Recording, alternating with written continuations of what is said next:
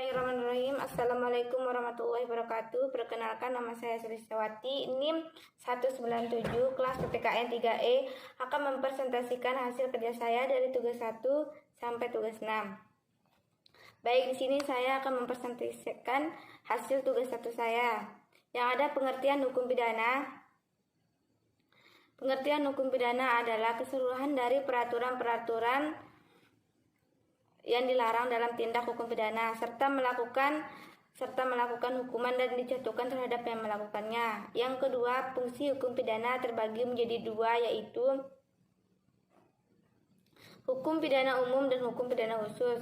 Hukum pidana umum sama seperti hukum pada umumnya. Hukum pidana khusus melindungi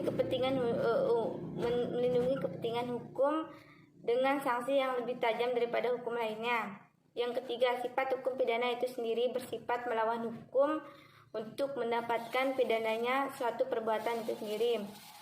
Yang keempat, jenis hukum pidana. Yang pertama, aspek bentuk, hukum pidana tertulis, hukum pidana tidak tertulis. Yang kedua, aspek tempat berlakunya, hukum pidana lokal, hukum pidana nasional, hukum pidana internasional. Yang ketiga, aspek isi materi atau substansinya. Hukum pidana materi berkaitan dengan materi, isi atau substansi hukum pidana. Hukum pidana formil berkaitan dengan prosedur proses hukum pidana. Yang keempat, aspek sumbernya. Hukum pidana umum bersumber di KUHP dan KUHPI.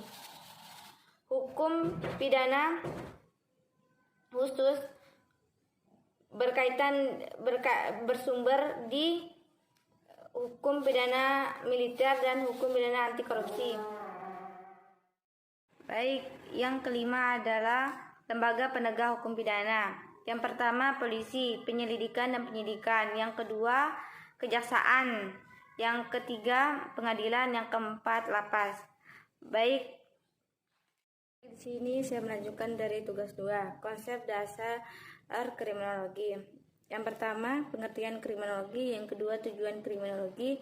Yang ketiga, manfaat kriminologi. Baik, di sini saya akan menjelaskan pengertian kriminologi. Kriminologi berasal dari kata krimen yang artinya adalah kejahatan dan logas untuk artinya ilmu. Sehingga kriminologi merupakan ilmu kejahatan tentang mempelajari dan tindak kriminal. Baik, yang kedua, tujuan kriminologi. Tujuan kriminologi, sebuah ilmu kriminologi hadir bukan berarti tanpa tujuan. Ilmu saat ini memiliki tujuan untuk memberikan pengetahuan kepada orang lain mengenai sebab-sebab seseorang melakukan kejahatan. Selain itu, apakah seseorang yang melakukan kejahatan itu tersebut karena kondisi sosial atau masyarakat di sekitarnya. 3. Manfaat kriminologi bagi hukum pidana. Menurut Paul Modikdo, bahwa dengan mempelajari kriminologi terutama untuk memperoleh pemahaman yang lebih baik terhadap penyimpanan norma-norma atau nilai yang baik diatur dalam hukum pidana maupun yang tidak diatur. Baik, di sini saya akan melanjutkan tugas 3, ya, di mana hubungan hukum pidana dengan hukum kriminologi. Keterkaitan kriminologi dengan hukum pidana secara teori, kedua disiplin ilmu tersebut dapat dikaitkan karena hasil analisis kriminologi banyak bermanfaat dalam kerangka proses penyidikan atas terjadinya suatu kejahatan yang bersifat individual. Akan tetapi secara praktek sangat terbatas sekali keterkaitan dan mengatur terbatas sekali. Baik, saya akan melanjutkan tugas 4. Baik, lanjut ke tugas 4, asas hukum pidana. Yang pertama, pengertian asas hukum. Yang kedua, asas hukum pidana di Indonesia. Yang ketiga, implementasi asas hukum pidana dalam pasal-pasal yang ada di KUHP.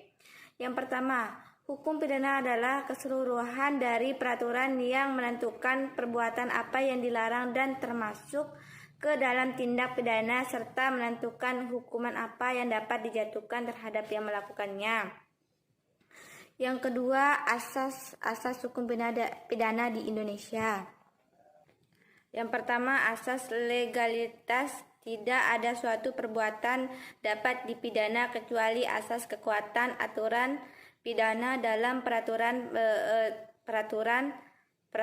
undang-undang yang telah ada sebelum perbuatan itu dilakukan.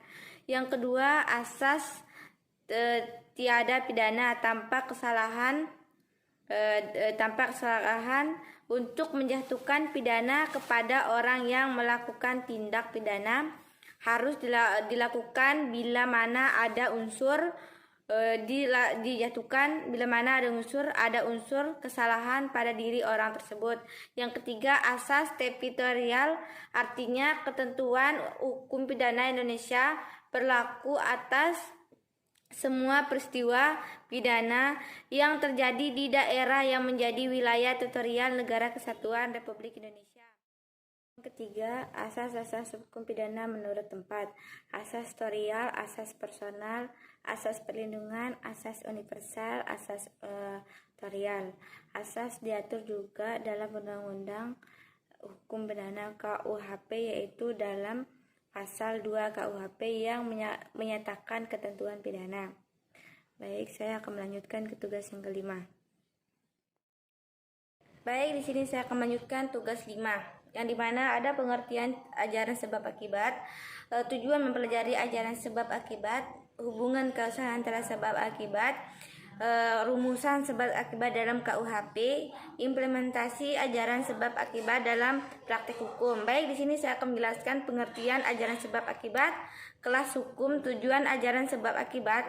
Causal H adalah untuk menentukan hubungan antara sebab akibat, yang berarti menentukan ada atau tidaknya tindak pidananya.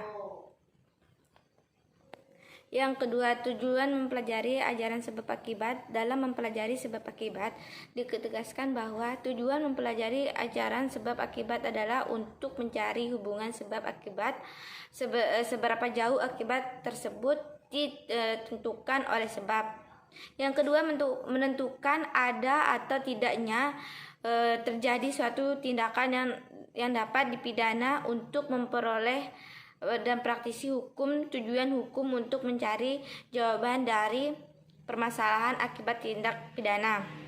Yang ketiga, untuk dapat menentukan siapa saja yang harus bertanggung jawab atas suatu akibat teruntuk berupa suatu tindak akibat. Yang keempat, hubungan kausal antara sebab akibat adalah hubungan keterkaitan atau ketergantungan dari dua realitas, konsep, gagasan, dan ide.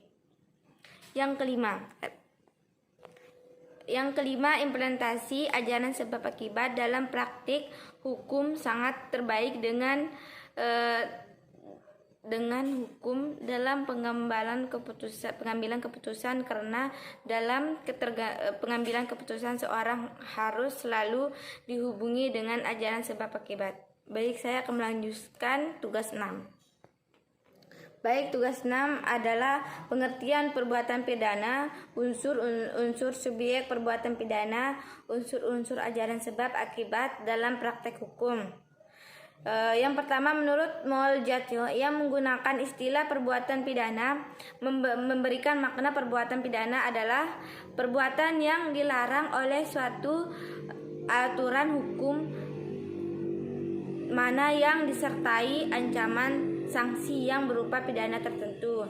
Yang kedua, unsur-unsur subjektif dalam unsur yang terdapat dalam diri pelaku tindak pidana. Unsur yang subjektif ini